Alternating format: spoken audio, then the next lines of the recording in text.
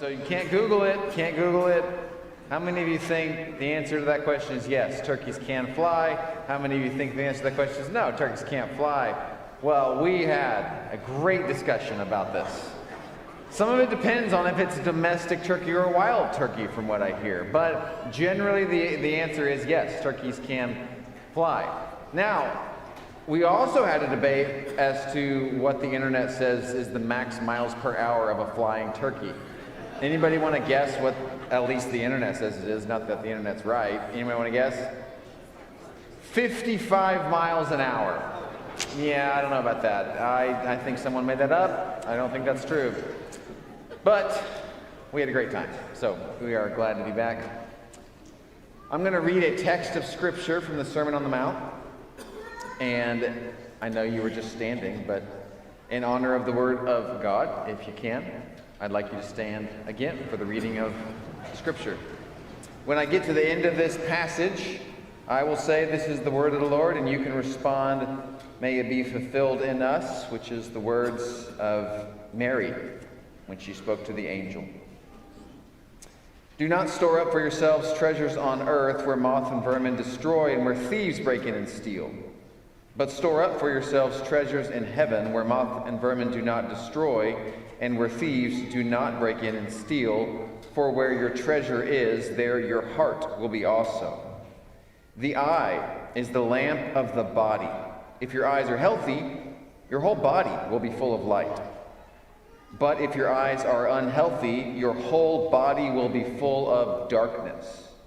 If then the light within you is darkness, how great is that darkness?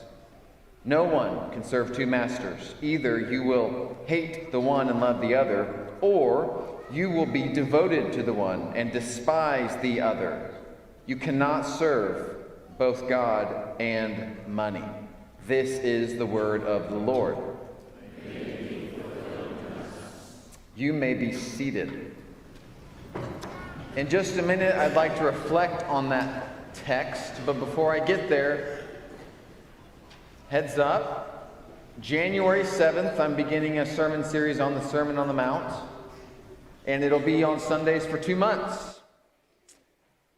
I'm also going to offer a more robust class on the Sermon on the Mount that I'm just calling Sermon on the Mount Boot Camp, and this will take a much deeper dive into the Sermon on the Mount. There's some people that are helping me with this that I'll share with you in a few weeks. But there's some prerequisites. This will be a closed group on Wednesdays in the spring. There are some prerequisites for the class. So that's why I'm telling you early. If this seems like something you would be interested in, one of the prerequisites is that by January 7th, you need to have the first half of the Sermon on the Mount memorized. So again, this is going to be a small group of people, and I'm aware of that, but I'm wanting to dive deep with a few people. So if you want to get started on that, you have about a month to start memorizing the Sermon on the Mount. So this fall, we've been studying this theme of Follow Me, and right now we're looking at the teachings of Jesus. And so, very short series within the big series, but this week and next week, I'd like to talk about Jesus' teaching on generosity. So we have I would say a complicated relationship with money in this country. The University of Chicago every year teams up with the Wall Street Journal to do a survey of the American people on the kinds of things they find important. And what's really interesting is that over the last 25 years, every single thing on this survey has declined in importance. Religion is not as important among the American populace as it was 25 years ago. Patriotism, tolerance, parenting, community building, all those things have just declined slightly over the last 25 years. There's only one thing that has increased every year for the last 25 years. What do you think it is? It's money, as far as what is important to us. We really, really care deeply about our money. In fact, in the middle of the pandemic, there was one survey that went out asking people, what are you worried about? And in that survey, people were 5 times more worried about their money than they were their health. Think, middle of the pandemic. So we have this odd relationship with our money, and the thing that makes it ironic is that for years now, research has told us time and time again that money actually does not make one happy. There's a certain threshold, certain income level that it does make people happy to a certain point, but then beyond this fairly low income level, beyond that, it has no effect on one's sense of happiness or well-being. In fact, I was reading an article just from this summer where this author was reflecting on research. His name is Michael Mechanic, and he's reflecting on some of these studies, and he wrote this: the quadrupling of a person's income has an effect on well-being roughly equal to the mood boost of a weekend and less than a third as large as the negative effect of a headache. So it's kind of, you have to think about it for a minute, but what he's getting at is the research is saying that if your income increased fourfold tomorrow, that would have the same effect on your mood and your well-being as a nice trip to the cabins on the weekend. Oh, the fire was nice, the s'mores were nice. That's the same effect it has as quadrupling one's income. So it's not that big of an effect. In other words, it doesn't make us happy. So the irony is our desire for money on the front end is really strong. Our satisfaction level with money on the back end is really, really weak. So I don't know if you've noticed this in your life, but I've noticed in my life, when I get unexpected money, that has less of an effect on me than when I lose money unexpectedly. Have you ever noticed this? Like, I'm assuming you've both received money unexpectedly and you've lost money unexpectedly. So just think about it in your own head. Which one of those causes the greater reaction in your heart?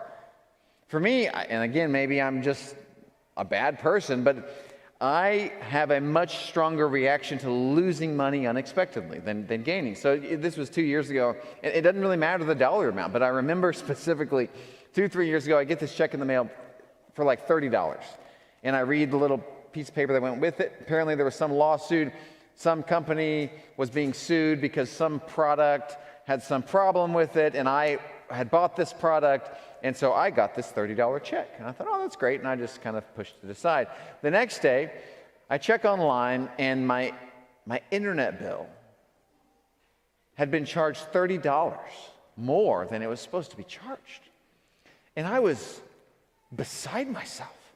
Like, you can't do that to me. That is not right. And I got on the phone with customer service, and I had to make sure that this $30 discrepancy would be rectified. Well, it happened in 2 days. Like getting $30 unexpectedly produced not that much of an effect on my heart.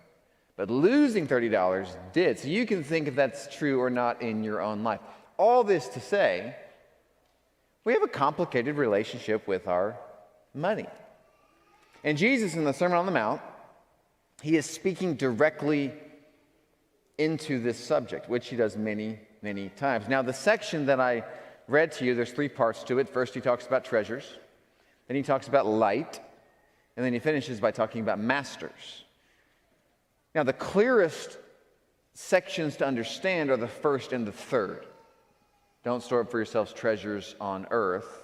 Rather, store up for yourselves treasures in heaven. You've probably read that, maybe heard a lesson on that. And then the end is also pretty easy to understand. You can't serve both God and money at the same time. That seems like it's easy to get our head around. The middle section, we don't really talk about it very much. Sometimes I read through the Sermon on the Mount and I wonder why it's even there, because it doesn't seem to have anything to do with money. This is the section where Jesus says, your body is a lamp, and your eyes are a lamp. Like, what would that have to do with money? So when we think about light from a scientific perspective, at least a modern scientific perspective, we think about light as either a wave or a particle. It can be measured both ways. Light is a wave, so when you look at a rainbow and you see different colors, it's because these colors, the light is vibrating at different speeds, and that's what lets you see red or purple or orange. Well, light can also be a particle. When sun rays come down and they hit asphalt in the middle of the summer, it makes it really hot. It's because light is particle. There's a photon that generates heat. That's how we think about light. In the ancient world, they did not think about light in those categories. Ancient people had a framework in which they thought, on the one hand, they believed that light existed inside the being. Somewhere in me is light. And they also believed that light existed outside the being. And so they had two theories about light. One was extramission and one was intramission. And so one theory said that light originates outside and then it comes into my body. And the other theory said that light originates inside the body or the heart and then it emanates from me out to the world. But in either theory, the window was the eyes. So eyes brought in light, and the eyes disseminated light. And you can think about this when you see someone and their eyes light up, that's what you say. Oh, your eyes lit up. So we can think about the eyes being the windows for light. So I want to read this again, and we'll try to think about what is Jesus saying here. So Jesus says, Sermon on the Mount, Matthew 6, if your eyes are healthy, your whole body is going to be full of light. But if your eyes are unhealthy, then your whole body is going to be full of darkness. So that makes sense based on the framework of how they understood light. If you want your heart to be full of light, then you need your eyes to be healthy, from what Jesus says. And if your eyes are not healthy, well, then your heart is going to be full of darkness. That makes sense to an extent. But here's my question. Again, reading through this text, I think, does that have anything to do with money? Because you just talked about treasure, and then you talk about this light, and then you end talking about masters. So what does this section of the Sermon on the Mount have to say about our relationship with our money? So I got some commentaries out. I was reading and researching and trying to figure this out. Well, Jesus does not use the generic words for healthy and unhealthy in this text. He picks very unique words. It's the words haplaus and the words paneros. In other places in the ancient world, these words are not translated healthy and unhealthy. They are translated generous and stingy. So in other words, the point Jesus is making here is that if you want to be a person who's full of light, that brings light to the world, then the thing you have to embody is generosity. And conversely, if you want to be the kind of person, not that you would want this, but if you become a person that's full of darkness and deceit, then what you need to do that is you need to be stingy. You need to embody stinginess. So think about the gravity of this statement here. First of all, it's coming from Jesus himself, who knows the heart of humanity better than anybody else. But secondly, what he's suggesting is that your ability to spread the light of God is tied to your relationship to your money. So, I mean, you think, is he wrong? Like, let's just do a little internal case study. You can just think through this in your own mind. Think about the last time you were stingy. Like you felt the closed heart. So maybe it was a bill that came into your mailbox last week and you thought, oh, I forgot about that. Or maybe you got online and looked at a medical bill and thought, ooh, didn't know I hadn't paid that. Maybe you had your spreadsheet open and you were doing your budget and your finances and you felt the tightness in your heart. Maybe a friend asked you for some money and you thought, I don't really want to say yes, but I feel like I have to say yes. Maybe your spouse bought something and it was too much for your liking and you felt tension about that. Think of the last time you felt stingy.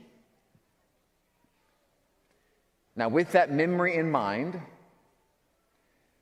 does that memory have any connection to this statement? You are the light of the world. It doesn't. When you're stingy, it is virtually impossible for you to live out being a light to the world. You just can't do it. Because being stingy is an inward move. You're focused on self. You're not being benevolent. In fact, Scott McKnight, who has great commentary on this passage in his commentary on the Sermon on the Mount, he says this: money has a way of freezing our hands and feet and stiffening our hearts. It has a way of becoming like Gollum's ring, something we cannot do without, and that becomes the focus of our attention. Conversely, think about the last time you were generous.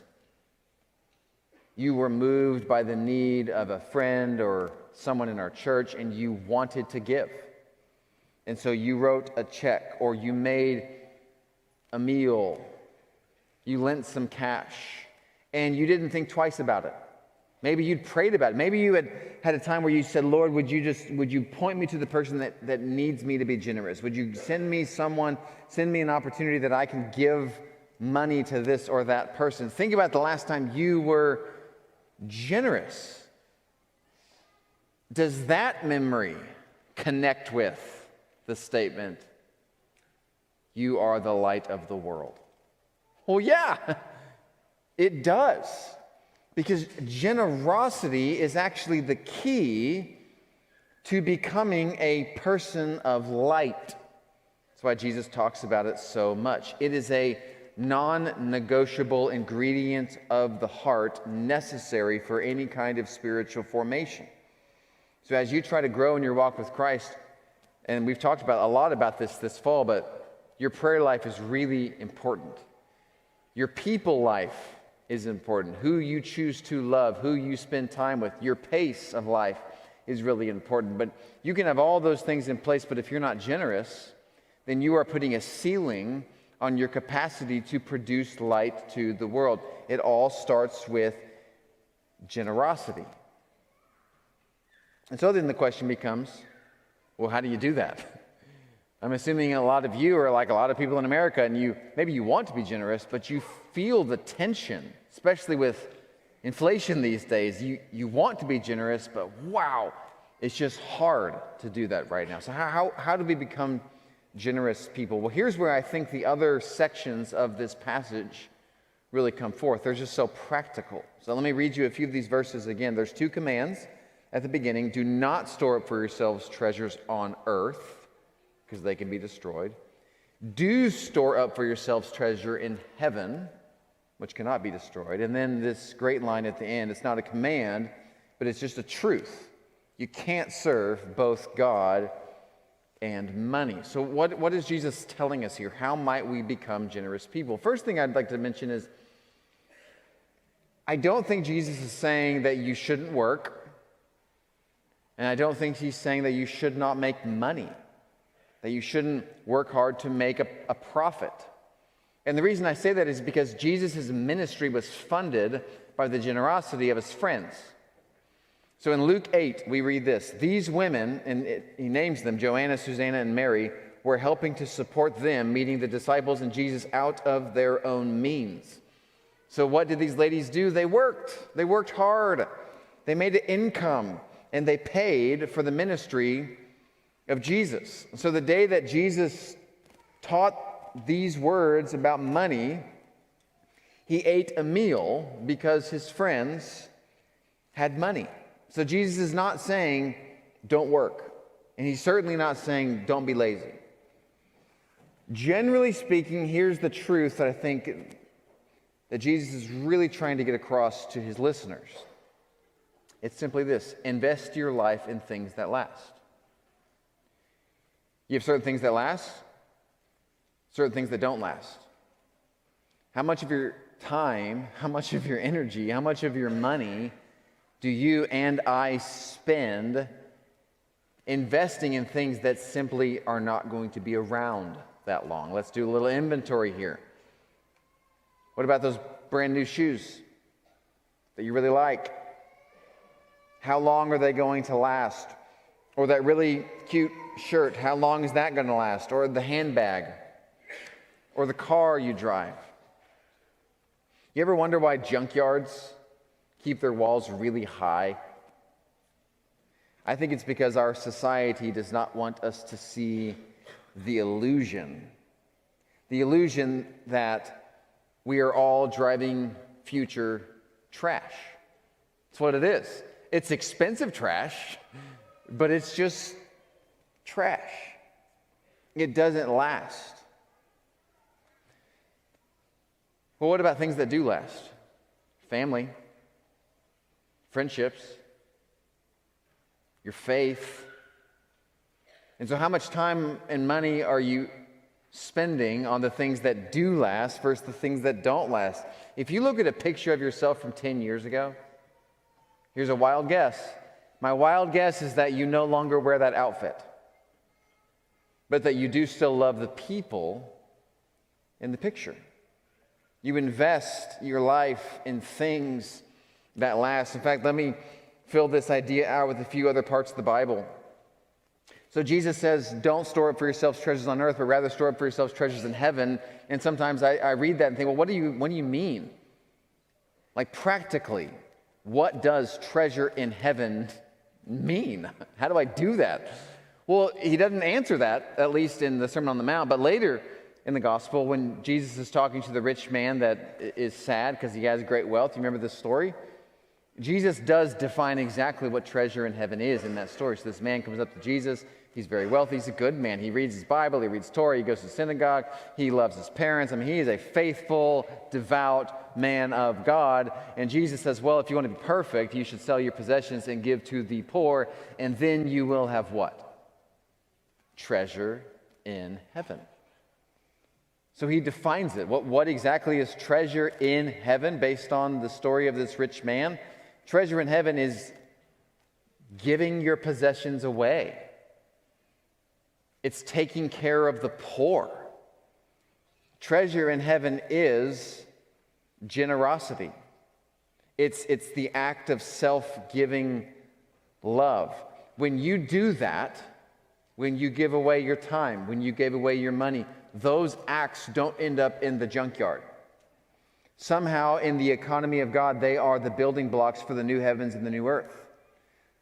They last. They go on to the next life. Here's another part of the Bible which speaks in the same way to this relationship between what do we have now that's going to last to the next life. So this is Revelation. And in the middle of the book, the author John is trying to encourage this group of people, who many of which are being martyred for their faith. They're suffering for Jesus, and so he's trying to provide encouragement here.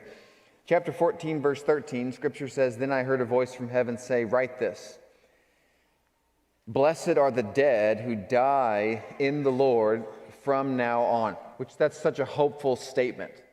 There is a perspective of someone who sees death, and he's not afraid of it, and he can talk about it in really positive terms. So blessed are those who die in the Lord from the now on. "Yes," says the Spirit, "they will rest from their labor." I love this last part here. "For their deeds will follow them." Their deeds follow them. In other words, there's something that these saints do in this life that goes with them beyond this life. And it's not their stuff. And it's not the zeros in their bank account. It's not their nest egg. The things that follow us from this life to the next life are our good deeds. It's the Thanksgiving meals that we passed around last week to the community. It's the times when you teach a child. It's times when you do sacrificially give away your money to a person, to a church, to a place, to an institution, to a cause. That act lasts. It goes from now to eternity. You will not have your love seat in heaven, but you will have your love, because your love lasts. And so if you want to become a generous person, what this means is you invest now in the things that last. So I looked up a list of the most popular Christmas gifts this year. So here's some of the top 10. A knit cuffed beanie, Dr. Scholl's platform sneakers, Lululemon's Everywhere bag belt, which is all the rage right now, Birkenstock sandals, a Ninja ice cream maker, Versa4 fitness watch. By the way, if you started taking notes now during my sermon and you hadn't been before, that's not good. Something is wrong with you. This is all future garbage. Like, think about the year 2033. Like, if you went and bought the top 10 list of gifts this year and gave them to all the people you love, and if you received these gifts from other people, in the year 2033, you're not going to have any of this stuff. It'll be in a closet tucked away. You'll have given it away. You'll have lost it. It'll be in the trash. It's all future garbage. Now, in real time, you probably have multiple reactions to this kind of a message. Part of you saying, you know what, feels right. I got to get back into the Sermon on the Mount. Jesus is right. I have spent way too much of my time and energy and effort with these things that don't last. They don't matter. And I'm just caught up in this materialistic culture, and I am basing so much of my self-worth and my contentment based on this stuff that doesn't matter. So you're right, Phil, I've got some work to do in my life. So part of you, or part of your heart's reacting like that. But the other part of you is saying, you know what, Phil, you're wrong. And you're playing this card too strongly here, and you're devaluing beauty, which I see in my stuff. And you're devaluing how much I work and the goodness of good gifts, and I'm just not so sure if what you're saying is quite right. And so now you're about to pull out your phone and send me an email. You don't have to do that. It's okay. You can just hold that to yourself. But here's the question I want to ask you. If you do have multiple reactions to this, which reaction is coming from the light within? Because again, I think that's the deeper part of this section of the Sermon on the Mount. You've got something going on in your heart. You've got a little bit of light. You got a little bit of darkness. You got some generosity. You've got some stinginess. So even your reaction to phrases like, you can't serve two masters. You can't serve God and money. Your reaction to really strong statements like that from Jesus does reveal something about the light or the darkness within. And that's why this phrase from Jesus is a little bit haunting. He says, back to what I read this earlier, he says, if the light within you is darkness, how great is that darkness? So your relationship with money, yes, it has exterior factors, but it all comes back to what's going on in your heart. And if we really want the light of God to shine through our church to the world, which is, I think, what many of us want, it's the beginning of the Sermon on the Mount. Let your light shine before men, that they may see your good deeds and praise your Father in heaven. So much of the missional command of God to the church is be people of light. Let the world know who you are by your good deeds. However, if we're not letting the light of God first refine our hearts, then we limit our capacity for that light to shine. In fact, one of the greatest ways for the world to see the goodness of God is through the generosity of the church. That's corporately. So back to you as an individual. The way we become generous people, first and foremost, is we allow the light of God to refine the heart. It must refine before it shines. So here's two things you can do to get a head start on that this year, as I know many people are feeling the tension with money these days. Here's the first thing you can do. You can live simply. The less you have, the less stress you have. Have you ever thought about the correlation there? The number of items that you own does correlate with the amount of stress that you have. So the more simply that you live, the less stressed out you will become. Last year I read a few short stories by Flannery O'Connor, very famous American author. She died young, about the age of 39. She wrote a lot of books, and she used very grotesque images from Southern life to communicate really deep truth. Well, she's one of these authors that she never got to experience the wealth that her books generated. So she actually lived a very poor life on a farm. And so Lorraine Murray wrote a biography about Lorraine Murray wrote a biography about Flannery O'Connor, and she was reflecting on Flannery's relationship to her money. Well, Flannery O'Connor, she applied for a grant one time in the middle of her writing career for $8,000. And for most people at the time, this would have been in the 30s and 40s, that $8,000 could have let the average person live for 2 years. But Flannery O'Connor was able to push that $8,000 to 5 years because of her relationship with her money. And so her biographer, Lorraine Murray, wrote this about her. She, O'Connor, practiced self-denial by giving money to charity rather than spending it on herself. Flannery had money to give only because, like a true monastic, she did not require much to live on, not because she had a great surplus of cash. She lived simply. So live simply. Here's one more thing you can do to become a generous person. You can give regularly. It's one thing to give when you feel your heart tugged. It's another thing to give because it's a spiritual discipline. When we give to church, when we give to good causes, to charity, to organizations, when we give to friends in need, over time that habit, it really does change the heart. You can live simply, you can give generously. And the reason we do this, the deep reason for giving generously, is because we worship a God who gives. You can't become like God without being a generous person. So the more you give, the more you become like God.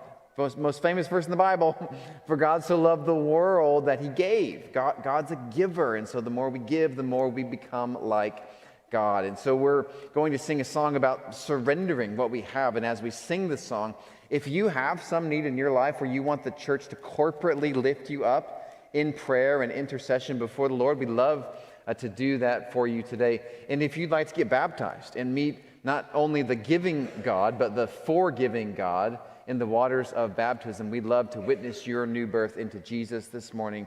You are welcome to come talk to me about those things while we stand and while we sing.